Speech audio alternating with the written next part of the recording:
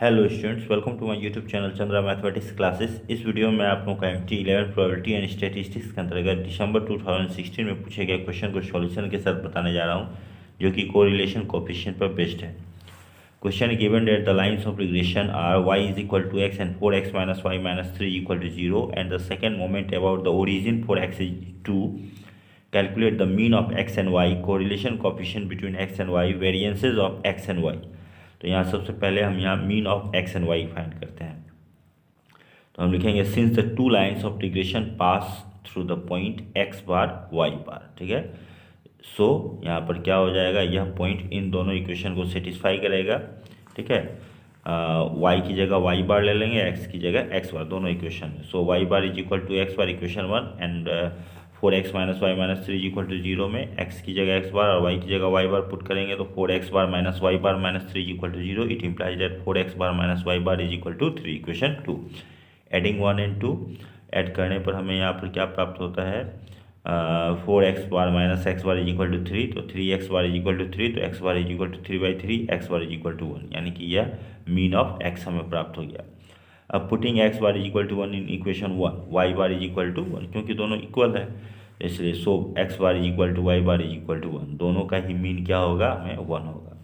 अब correlation coefficient between x and y, तो उसे निकालने के लिए हम यहाँ पर by(x) और bxy निकालेंगे, यानी regression coefficient of y on x और regression coefficient of x on y। तो वह हम इजीली इक्वेशन की सहायता से फाइंड कर लेंगे। यहाँ पर let y is equal to X be the line of regression of y on x and 4x minus Y minus 3 equal to 0 be the line of regression of x on y।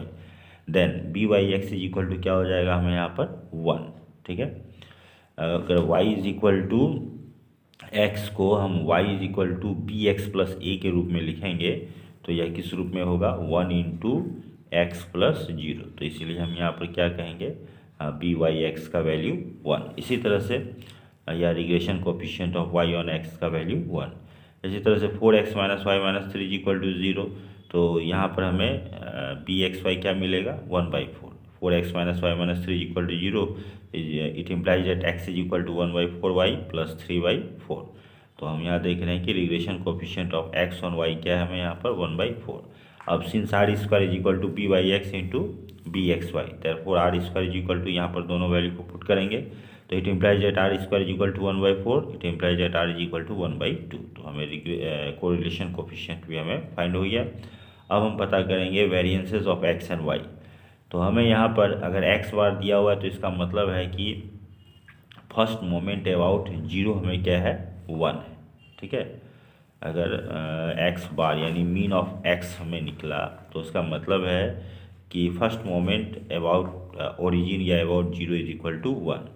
इसी तरह से हमें क्या दिया हुआ है, second moment about the origin या 0 भी कह सकते हैं, फॉर x इज 2। तो यहाँ लिखेंगे second moment about the origin for x is equal to 2। तो अब हम यहाँ पर सेकेंड मोमेंट अबाउट मीन निकाल लेंगे, ठीक है। वही क्या हो जाएगा, वेरिएंस ऑफ x हो जाएगा। तो सेकेंड मोमेंट अबाउट मीन कैसे निकलेगा, तो μ2 डैश माइनस μ1 डैश का स्क्वायर, तो μ2 डैश 2 माइनस μ1 डैश का square 1 square is equal to 1। So variance of x is equal to 1। अब वेरिएंस ऑफ y निकालेंगे तो इसके लिए हम यहाँ पर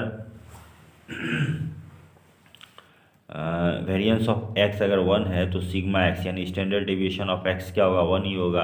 अब now by(x) is equal to r into sigma y by sigma x, ठीक है। तो इसी की सहायता से हम यहाँ पर स्टैंडर्ड डेविएशन ऑफ y निकालेंगे, फिर उसका स्क्वायर करेंगे तो हमें क्या निकल जाएगा, वेरिएंस ऑफ y। तो by(x) हम इसे इस तरह से लिख सकते हैं, हमें सिग्मा y निकालना है तो sigma y is equal to by(x) into sigma x by r, ठीक है। अब यहाँ sigma y is equal to मान पुट कर देंगे 1 इंटू 1/1/2, तो sigma y is equal to 2। तो so variance of y is equal to sigma y square is equal to 2 square is equal to 4। इस तरह से हम वेरिएंस ऑफ y फाइंड कर लेंगे, okay. In a partially destroyed records the results pertaining to an analysis of correlation data were obtained as follows.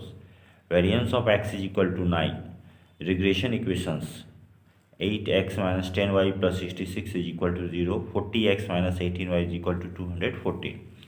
Determine the mean values of x and y, the correlation coefficient between x and y, the standard deviation of Y angle between two regression lines. तो students मैंने पहले ही इस question को solve करके बता दिया है, यह पॉइंट 1, पॉइंट 2, पॉइंट 3 को, ठीक है। ये पॉइंट 4 को मैंने नहीं बताया था, इसमें मैंने इसे ऐड किया है। तो इसे हम किस तरह से सॉल्व करेंगे, तो यहाँ पर जब हम इन तीनों क्वेश्चन को सॉल्व करेंगे तो वहाँ हमें मिल जाता है वेरिएंस ऑफ एक्स तो ऑलरेडी हमें दिया हुआ है 9, ठीक है। तो उस आधार पर स्टैंडर्ड डेविएशन ऑफ एक्स हमें क्या प्राप्त हो जाता है 3, ठीक है। और वेरिएंस ऑफ वाई हम निकाल लेंगे, वेरिएंस ऑफ वाई हमें यहाँ पर the standard deviation of Y हमें क्या प्राप्त होता है 4। तो यहाँ पर standard deviation of Y is equal to 4। अब दोनों रिग्रेशन लाइन के बीच का अगर हमें एंगल पता करना है तो ये रिलेशन की सहायता से हम पता करेंगे। tan theta is equal to sigma x into sigma y into 1 minus r square by r into sigma x square plus sigma y square. तो इस पर वैल्यू पुट कर देंगे, 3 into 4 into 1 minus 9/25 by r की जगह 3/5 sigma x square plus sigma y square 3 square plus 4 square. तो is equal to 12 into 16/25 upon 3/5 into 25, 5 से 25 5 times में कैंसिल आउट हो जाएगा। तो ये हो जाएगा 12 इंटू 16/3 इंटू 5 इंटू 25 हो जाएगा। 3 से 4 टाइम्स में कैंसिल आउट हो जाएगा। तो ये 16 इंटू 4 क्या हो जाएगा 64/125। तो थीटा इज इक्वल टू क्या हो जाएगा tan इनवर्स 64/125। ओके स्टूडेंट्स, इस तरह से दो रिग्रेशन लाइन के बीच का हम एंगल फाइंड आउट करेंगे। Thanks for watching.